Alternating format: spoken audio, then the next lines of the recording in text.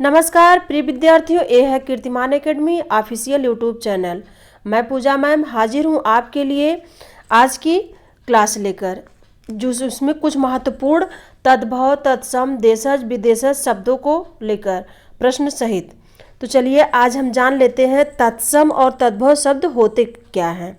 तो पहले है तत्सम शब्द। तत्सम शब्द कहते किसे हैं? तो तत्सम शब्द दो शब्दों से मिलकर बना है, जैसे तत् धन शब्द सम, जिसका अर्थ है उसके समान।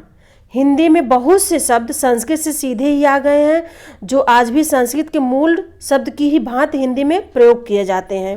इन्हीं शब्दों को तत्सम शब्द कहा जाता है। जैसे मान लीजिए धन, सीमा, राष्ट्र, रवि, सौंदर्य, क्रूर इत्यादि शब्द ये तत्सम शब्द हैं, जो सीधे हम लोग प्रयोग करते हैं अपने शब्दों में।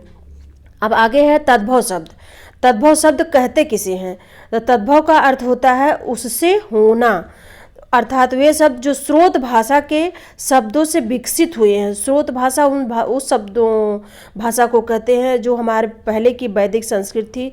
पाल प्राकृतिक अपभ्रंश से होते हुए हिंदी में जो पहुँचे हैं शब्द संस्कृत से होते हुए, उन्हीं शब्दों को हम तद्भव शब्द कहते हैं। जैसे दही शब्द है, तो दही का दधि ये था संस्कृत से आया हुआ दधि शब्द है, तो इसको हम दही के रूप में प्रयोग करते हैं। कान्ह शब्द जो है कृष्ण से विकसित होकर आया है, तो उसको हम कान्हा के रूप में तत्सम में करते हैं, कृष्ण के रूप में तद्भव में करते हैं। उसी को, ऐसे शब्दों को ही हम तद्भव शब्द कहते हैं। तो चलिए आज की क्लास में हम शुरू करते हैं आपके प्रश्न उत्तर के हिसाब से। चलिए, ये रहा पहला प्रश्न आपके सामने। निम्नलिखित में से कौन सा एक शब्द तद्भव नहीं है? तो इसमें एक शब्द तद्भव नहीं है, तस्कर, विकल्प ए उत्तर है। अगला प्रश्न आपके सामने, गधा का तत्सम रूप कौन है? तो गधा का तत्सम रूप होता है गर्धव, विकल्प डी उत्तर है। अगला प्रश्न आपके सामने है, प्रिय का तद्भव शब्द कौन सा है? तो प्रिय का तद्भव शब्द होगा पिया, विकल्प ए उत्तर है। अगला प्रश्न है, निम्नलिखित शब्दों में से कौन सा तत्सम शब्द नहीं है? तो इसमें तत्सम शब्द नेह नहीं है, विकल्प डी उत्तर है। अगला प्रश्न है, निम्नलिखित में से कौन सा तद्भव शब्द है? तो इसमें तद्भव शब्द पूछा गया, कौन सा तद्भव शब्द है? तो इसमें पंख शब्द जो है तद्भव है, तो विकल्प ए उत्तर है। अगला प्रश्न है, पक्ष का तद्भव रूप कौन सा है? तो पक्ष का तद्भव रूप है पंख, विकल्प सी उत्तर है। अगला प्रश्न है, निम्नलिखित में से कौन सा शब्द तत्सम नहीं है? तो इसमें तत्सम शब्द नहीं पूछा गया है, तो इसमें तत्सम शब्द नहीं है हल्दी, हल्दी का हरिद्रा होता है, विकल्प डी उत्तर है। अगला प्रश्न है, निम्नलिखित में से कौन सा शब्द तत्सम है? तो इसमें तत्सम शब्द पूछा गया, तत्सम कौन सा है? तो विकल्प डी उत्तर, विस्मय शब्द तत्सम है। अगला प्रश्न है, तद्भव शब्द का चयन कीजिए। तो इसमें 4 विकल्प दिए गए हैं, इसमें तद्भव शब्द है निडर, विकल्प बी उत्तर है। अगला प्रश्न आपके सामने, निम्नलिखित में से कौन सा शब्द तद्भव शब्द नहीं है?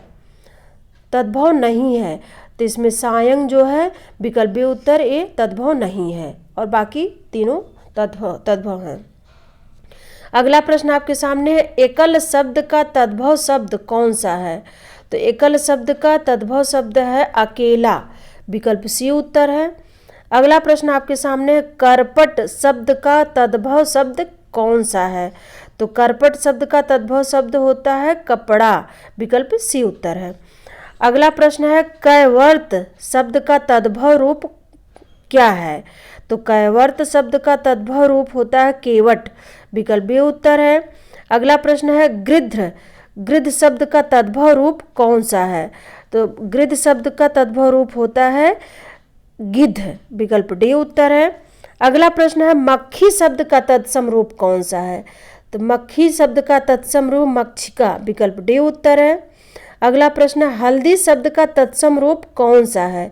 तो हल्दी शब्द का तत्सम रूप होता है हरिद्रा, विकल्प सी उत्तर है।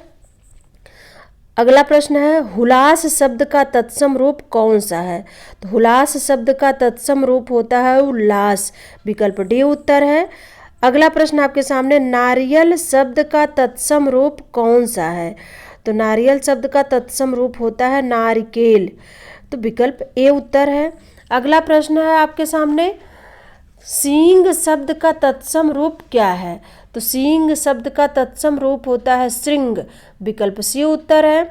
अगला प्रश्न आपके सामने, दीर्घ का तत्सम रूप कौन सा है? तो दीर्घ का तत्सम रूप होता है दृष्टि, विकल्प डी उत्तर है। अगला प्रश्न आपके सामने, कौन सा शब्द तत्सम है?